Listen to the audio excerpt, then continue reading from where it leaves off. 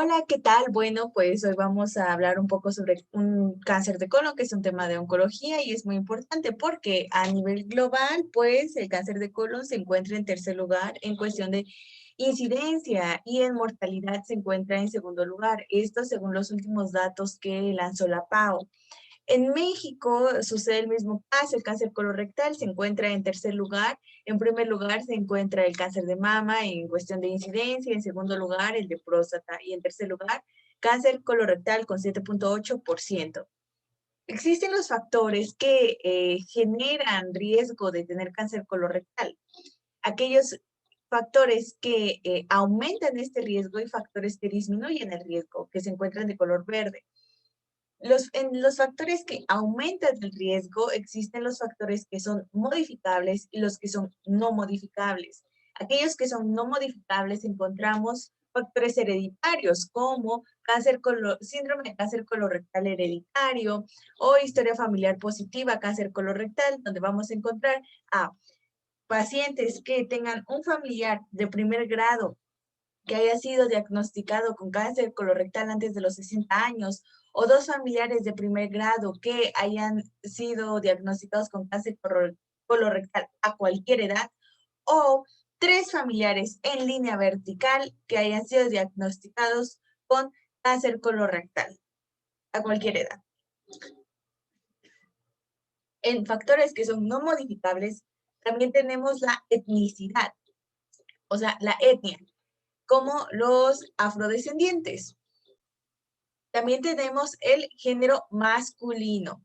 Asimismo, la diabetes tipo 2 y la enfermedad inflamatoria del intestino. En los factores que son modificables y aumentan el riesgo tenemos toxicomanías tales como el fumar o el beber alcohol. Asimismo, el tipo de dieta que se consuma como carnes procesadas o carne roja, poca ingesta de vegetales y que los pacientes sean obesos. Es por eso que pues la diabetes, muchas veces los pacientes diabéticos son pacientes obesos y es por eso que pues ambos son factores de riesgo a cáncer colorectal. ¿Por qué? Pues por la inflamación crónica que la obesidad hace que el cuerpo tenga. Y en los factores de riesgo, en los factores que disminuyen el riesgo para cáncer colorectal, tenemos aquellos que son modificables como la actividad física, comer granos enteros, dieta alta en fibra, va a ser pues lo contrario que los factores que aumentan el riesgo. También consumir vitaminas como la C, la D y la otros y suplementos de calcio. Otros factores son el consumo de aspirina, que pues va a ser el estrella, o AINES, como el Celecoxib. En cuestión de la aspirina, dosis tan bajas como 0.75 miligramos diarios de aspirina por un tiempo prolongado de 10 a 19 años van a hacer que el riesgo de cáncer colorectal disminuya, pero pues debe ser por un tiempo prolongado, no va a ser con un ratito. Asimismo, la terapia de hormona menopáusica o el uso de estatinas por la cuestión de la obesidad. Entonces, el fenotipo de un paciente que va a tener un riesgo elevado de cáncer colorectal van a ser pacientes masculinos con pues toxicomanías como el tabaquismo o alcoholismo que van a ser mayores a 50 años y que tienen una vida sedentaria con alta ingesta en carnes procesadas o carnes rojas y pocos vegetales. Y es ahí donde entra la prevención primaria, donde pues vamos a solicitar al paciente que tenga un alto consumo de fibra, que su dieta sea balanceada, que tenga más ingesta de carnes blancas, asimismo el ejercicio.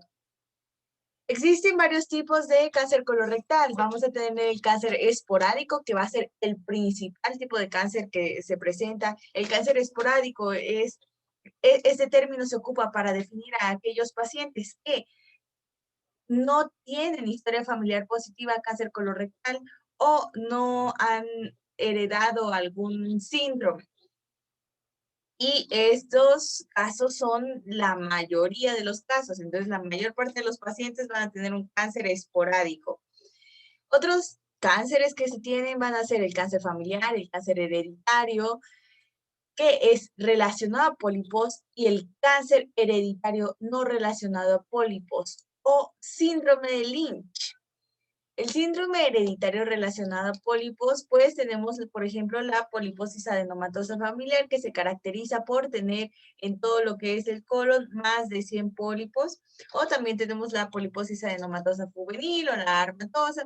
Y la no relacionada a pólipos es muy importante porque son pacientes que no van a tener como tal un pólipos, entonces van a ser pacientes que su intestino está normal.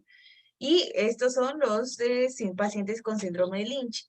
Lo interesante es que existen dos tipos de síndrome de Lynch, el síndrome de Lynch tipo 1 y el tipo 2, donde el tipo 1 solamente se relaciona a cáncer colorectal propiamente, y el síndrome de Lynch tipo 2 no solamente al cáncer colorectal, también al cáncer de vías urinarias superiores, a cáncer de ovarios, a cáncer de endometrio, a varios tipos de cánceres, a cáncer del intestino delgado, a cáncer del estómago. Entonces va a ser síndrome de Lynch tipo 2 mucho más agresivo. Estos pacientes con síndrome de Lynch o cáncer colorectal hereditario no polipósico tienen un riesgo de desarrollar cáncer del 50 al 80%. También tenemos el cuarto tipo, que es el que es relacionado con enfermedades inflamatorias como síndrome de enfermedad de Crohn o UCI, que es la colitis ulcerosa crónica inflamatoria. Recordamos nada más que la enfermedad de Crohn va a ser una enfermedad que se encuentra de forma parchada a lo largo de todo el tracto gastrointestinal, y la colitis ulcerosa solamente se encuentra en el colon y recto. Entonces va a comenzar en el recto, va ascendiendo hasta completar lo que es el colon. Y en esta clase de pacientes ya no vamos a ocupar la prevención primaria, que el paciente coma bien, que haga ejercicio, no, sino en estos pacientes vamos a comenzar a darles suplementos de vitamina C, suplementos de vitamina D, de calcio y aspirina. Dosis como 0.75, 1 miligramo es suficiente para disminuir la incidencia de cáncer colorectal. Asimismo, en aquellos pacientes que tengan, por ejemplo, pólipos, la polipectomía es muy útil. O en pacientes con síndrome de Lynch, vamos a comenzar a hacer la colectomía. Tenemos la secuencia de adenoma-carcinoma. Esta secuencia de adenoma-carcinoma va a explicar cómo es que es del epitelio normal pasa a carcinoma, donde pues nos explica Feron y Volkstein, que es su secuencia, como ellos lo explicaron principalmente, que el cáncer colorectal se da por una mutación de múltiples genes, no solamente de un gen, sino de múltiples genes. Y esta unión de mutaciones van a hacer que el epitelio normal pase a un adenoma inicial, a un adenoma displásico y finalmente un carcinoma. Principalmente, hasta en el 80% de los pacientes con cáncer esporádico se van a encontrar que el gen APC, que es un gen que se encuentra en el cromosoma número 5, se va a encontrar alterado. Este gen APC, todos los que están de color amarillito, van a ser genes que suprimen la proliferación, que regulan la proliferación celular mediante supresión. Y la COX-2 y el HRAS, las que están de color naranjita, van a ser genes que aumentan la producción de epitelio. Entonces, estos van a estar, estos genes que regulan la proliferación de los epitelios van a estar completamente distorsionada y mutada. Y tenemos otra forma en la que se van a producir el carcinoma, que va a ser en la mutación de aquellos genes que van a reparar el ADN, o sea, los mismatch repair, y estos se encuentran principalmente alterados en lo que es el cáncer colorectal hereditario no polipósico o síndrome de Lynch, donde principalmente tenemos el MUT LH1 y el MUT-SH2. Entonces, esta es la secuencia de adenoma-carcinoma. Bien, ahora, respecto al riesgo, esta es la parte como más importante de cáncer colorectal, donde tenemos que clasificar a los pacientes, si son pacientes con riesgo bajo, intermedio o alto. Si son pacientes con riesgo bajo, Son aquellos pacientes varones que tienen más de 50 años, sin antecedentes familiares de cáncer colorectal, sin presencia de pólipos, sin enfermedad inflamatoria intestinal. El riesgo intermedio ya no importa la edad ni el antecedente, sino va a importar la presencia de pólipos adenomatosos y armatosos, o que tengan de 8 a 10 años de evolución de enfermedad inflamatoria intestinal, como el Crohn o el CUSI. Y alto cuando tengan un familiar de primer grado de cáncer colorectal o dos familiares de primer grado con cáncer colorectal o pacientes con síndrome de Lynch. Entonces, en los pacientes, primero de detección con riesgo bajo, según las guías de la Sociedad Americana contra el Cáncer, para la detección del cáncer colorectal, este tamizaje debe iniciar a partir de los 45 años. Según la GPC mexicana, es a partir de los 50. Entonces, en estos pacientes de los 50 a los 75 años, 45, 50 a 75 años, se les debe realizar el tamizaje para cáncer colorectal. En pacientes de 75 a 85 años va a depender más bien de la preferencia del paciente, y más de 85 años ya no se les hace tamizaje. ¿Qué tipo de tamizaje se les va a hacer? Bueno, se les puede hacer dos tipos. Uno que no es invasivo, que pues son las pruebas de heces fecales, y el segundo que son los exámenes visuales del colon y el recto. En las pruebas de heces fecales vamos a tener al test de sangre oculta fecal, test fecal occult blood test, entonces esas son las siglas en inglés, con guayacol. Entonces se les hace un guayacol y este guayacol se les hace cada año. También se puede hacer el FIT, que es un test inmunoquímico de sangre en heces igual. En vez de usar el guayacol, se usa un inmunoquímico y pues también se hace cada año. Este inmunoquímico es en la hemoglobina, así que pues también se busca sangre. O también tenemos el multitarget de ADN, que este se va a unir al ADN de la hemoglobina para detectarla, y este se hace cada 3 años. Los exámenes visuales del colon y del recto tenemos la colonoscopía, que ese es el gold estándar, y se hace cada 10 años. Si no se puede, se hace una colonografía por tomografía computada cada 5 años, o una sigmoidoscopía flexible cada 5 años, o un colon por enema con doble contraste cada 5 años. Si el paciente llega a tener una prueba de heces fecales positiva, ahí se procede, ya que la prueba de guayaco va a tener una sensibilidad bastante amplia del 12.9% al 80%, entonces es un rango bastante amplio para detectar si tiene o no cáncer colorectal. No es muy específico, no es muy tiene una sensibilidad bastante amplia. Entonces se procede a hacer una colonoscopía cada 10 años. Entonces se hace esta colonoscopía donde pues se observa todo lo que es el colon. Y si no se puede, se hace una sigmoidoscopía. Este es el límite de la sigmoidoscopía, cada 5 años. Y si no, un colon por enema cada 5 años, con doble contraste. Sí, es que aparece esto que se llama signo de la manzana mordida, va a ser sugestivo de cáncer colorectal, ya que hay un engrosamiento en lo que son las paredes del colon, lo que hace que se encuentre distendido en lo que precede al signo y lo que sucede al signo.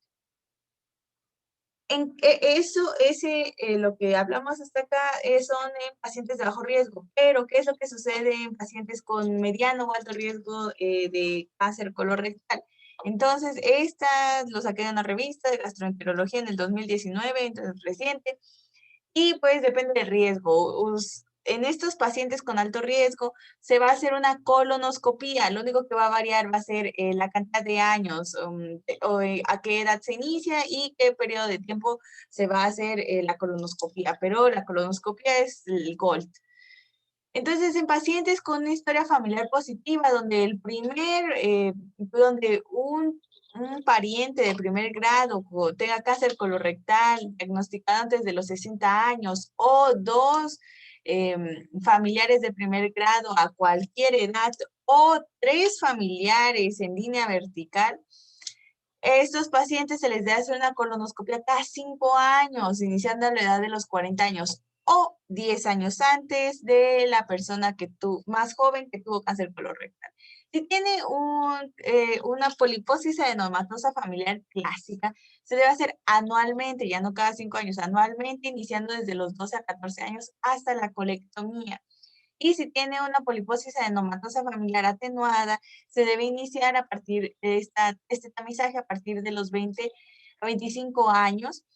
Si tiene cáncer colorectal no polipósico hereditario o síndrome de Lynch, todas las familias que primero se les hace un genotipo, o sea, se observa a ver si el paciente tiene genes de síndrome de Lynch. Si es que resulta positivo, se debe hacer una colonoscopia cada 2 años, iniciando a los 20, 25 años. Y después de los 40 años es anualmente.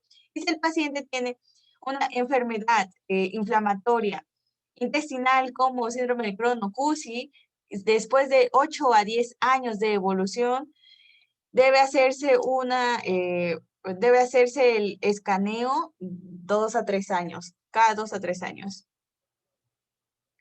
Bien, y aquí traigo un video, un video de YouTube donde se ve la colonoscopia con colon normal, donde pues podemos observar la luz, las austras muy bonitas, sí, todo se ve bien. Y la colonoscopia del cáncer de recto. En pues podemos observar la sangre, podemos ver que se encuentra totalmente obstruido, las austras se encuentran, ya no se observan. Entonces, esta pues es la diferencia entre uno y otro en una colonoscopia. Bien, el 98% del cáncer colorectal van a ser adenocarcinomas. El otro 2% son tumores carcinoides, sarcomas, linfomas, tumor del estroma gastrointestinal. Y tenemos que la sintomatología va a cambiar, depende de si el cáncer colorectal se encuentra en el lado derecho o si se encuentra en el lado izquierdo. Ya que en el lado derecho el colon logra distenderse un poco más, los tumores que se encuentran aquí crecen a nivel local hasta magnitudes bastante enormes, sin tapar la luz, lo que hace que el paciente tenga un hábito intestinal de diarrea. Entonces, en esos pacientes no se obstruye, hay diarrea por la distensibilidad del colon y esto va a hacer que haya un dolor vago en todo el abdomen y la sangre va a ser oculta, muy oculta. Estos cánceres que se encuentran en el lado derecho del colon van a tener peor pronóstico, suceden principalmente en mujeres, sin embargo, son más raros, casi no suceden. En cambio, los que suceden en el lado izquierdo, estos cánceres van a tener una sintomatología distinta. Estos cánceres crecen, pero van a obstruir. Entonces, el hábito intestinal cambia a un patrón obstructivo. Van a ser pacientes que tienen estreñimiento o que el calibre de las heces va a disminuir o y que también la sangre va a ser distinta. Aquí ya podemos ver hematoquesia o rectorragia. Entonces, estos son los que más suceden. Suceden principalmente en hombres, 2/3 de los cánceres suceden aquí y tienen mejor pronóstico. En ambos tipos de pacientes, pues, por la pérdida de sangre, estos pacientes van a tener una anemia de tipo ferropénica y pues van a ser pacientes que en general son pacientes con cambios de hábito intestinal, con dolor abdominal. Ah, cierto, en el lado izquierdo tiene un abdominal tipo cólico, ¿no? Ya no es como tan vago, sino es más como un cólico en el abdomen bajo. Y entonces en estos pacientes en general va a haber un cambio de hábitos intestinales, va a haber un, síndrome de anémico, va a ser paciente pálido, que tiene cambios de humor, etcétera, ¿no? Y van a ser pacientes que... ay, se me fue. Y van a ser pacientes con pérdida de peso. Tenemos que recordar que la pérdida de peso se debe comenzar a investigar cuando el paciente haya perdido más del 5% o más de 5 kilos en un periodo de 6 a 12 meses sin que el paciente haya adquirido esta pérdida de peso. Entonces, este es el algoritmo para el escrutinio y diagnóstico del cáncer colorectal de acuerdo a su riesgo, según la GPC, donde pues adultos mayores de 50 años asintomáticos que acepten el escrutinio para el cáncer colorectal. Si es población de riesgo bajo, pues se hace un guayaco o un FIT. Si el resultado sale positivo, colonoscopia. Y si es una población asintomática de riesgo moderado o alto, se hace una sigmoidoscopia flexible cada 5 años, un colon por enema de doble contraste cada 5 años, una colonografía por tomografía computada o una colonoscopia directamente cada 10 años. Y la estadificación, bien, pues la cuestión de estadificación no parece ser muy importante, ya que en la GPC no lo menciona, pero pues aquí lo vamos a mencionar de manera bastante rápida. Entonces, en la etapa 1, en la etapa 0, 1 y 2, no vamos a encontrar ninguna metástasis a ningún órgano, ni tampoco vamos a encontrar que haya metástasis a algún nódulo. Lo que va a cambiar va a ser el tamaño. En la etapa 0 se va a encontrar el tumor in situ, entonces este se encuentra en la mucosa. En el estadio 1 se va a encontrar un T1, T2, donde T1, observamos la imagen, se abarca hasta la submucosa, y en el T2 abarca hasta la muscular propia. Y el estadio 2 puede ser 2A, 2B o 2C, donde pues va cambiando el tamaño del tumor. El tumor primario, pues tenemos el grupo 2A, donde es un T3. El T3 está hasta la serosa. El T4A ya va a ir hacia la parte peritoneal del órgano, ya atraviesa lo que es todo el órgano. Y el T4B va a ser tan grande que comience a invadir órganos cercanos. En la estratificación 3A, 3B y 3C ya se va a encontrar la diseminación ganglionar, pero no hay metástasis a ningún otro órgano. Y en estos 3A, 3B, 3C, pues también va a haber distintos grupos, donde pues lo que va cambiando es la cuestión de la diseminación entre el órgano y entre los nódulos. Entonces, un tumor primario, el grupo 1 del 3A, puede ser un T1, un T2, con una metástasis de 1 a 3 ganglios, así pues poquito, entonces va a ser un N1. En el grupo 2 del estadio 3A va a ser un tumor primario con un N más elevado, N2A, que es de 4 a 6 ganglios. En el estadio 3B vamos a encontrar un tumor primario de T3 o T4A con una metástasis de 1 a 3 ganglios, que pues es un N1. Y en el grupo 2 del estadio 3B encontramos que tenemos un tumor T2 o T3 con una diseminación de 4 a 6 ganglios, o sea, un N2A. Y el grupo 3 es un T1, T2 con una diseminación en 7 ganglios o más, o sea, este es un N2B. Y en el estadio 3C vamos a encontrar una etapa 3-4A con metástasis de 4 a 6 ganglios, o el segundo grupo T3 o T4A con una diseminación de tipo N2B, o podemos encontrar un T4B con una metástasis en 1 a 3 ganglios. Entonces va a ser un tumor muy grande, pero con diseminación ganglionar muy pobre.